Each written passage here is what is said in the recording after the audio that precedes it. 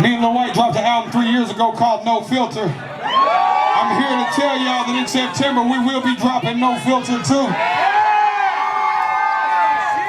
So on behalf of the establishment, I need everybody to put a middle finger up for me right now.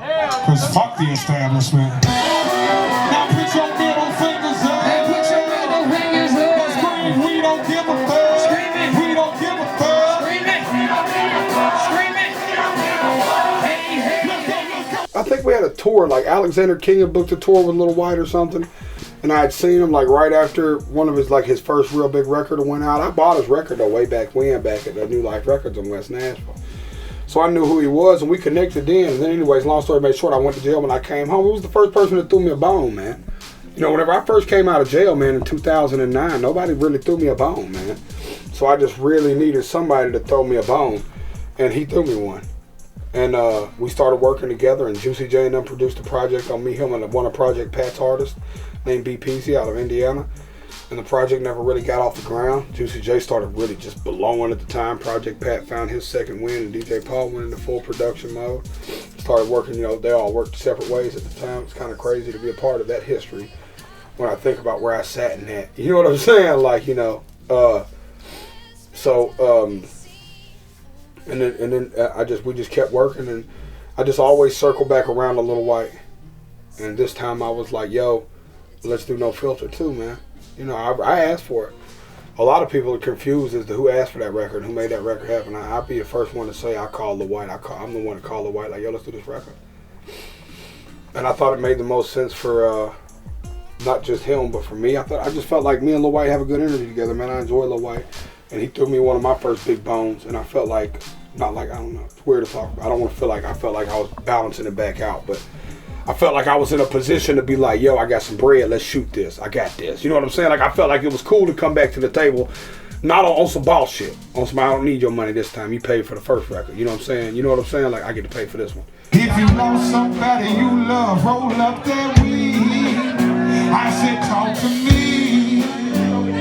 Illinois,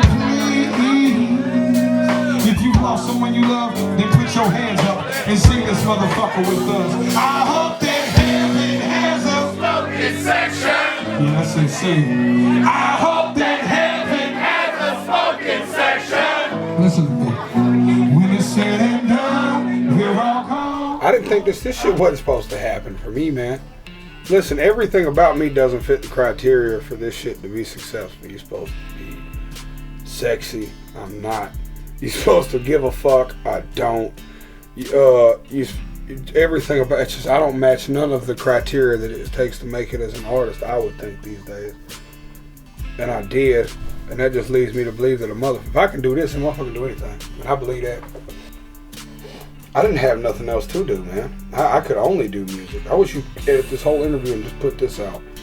I didn't have a choice, man. I put myself in a real corner, man. I made a bunch of bad decisions that led to bad decisions that led to bad decisions. And next thing you know, you've dug yourself a hole so deep that you just can't get out of it. You know, not mentally. In my case, not physically. I let that be one of my bad decisions I made as well. You know, I just didn't have any other angle, man. I was a multiple felon when I was 17 years old. Adult, charged as an adult, and I've always been a big dude, and I just kept going to the system and just, you know, kept doing drugs, and kept getting bigger, and just kept not giving a fuck, and just rotating the door, and ended up, you know, by the life that I had lived, backed myself into a corner where I could probably really even still now only sell drugs and do music. And I just thank God that this is the one I'm doing. I'm drinking whiskey and smoking dabs and having a hell of a motherfucking time, if you'd like to know the truth. You know what I'm saying? And I'm taking care of my daughter in the meantime. So that's a beautiful thing, man. My little girl straight and FaceTime soon before I went on stage. As soon as I came off, and I go drink whiskey all night and lay down and wake up. And shit's all right, you know.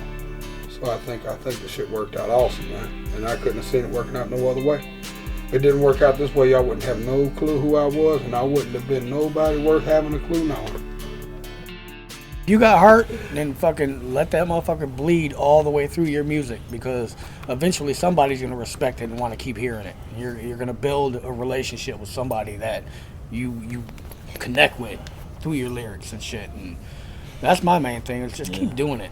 Because most musicians write for themselves anyway, whether they make it or not. So if you're a true musician, just do your music. Somebody gonna pick it up.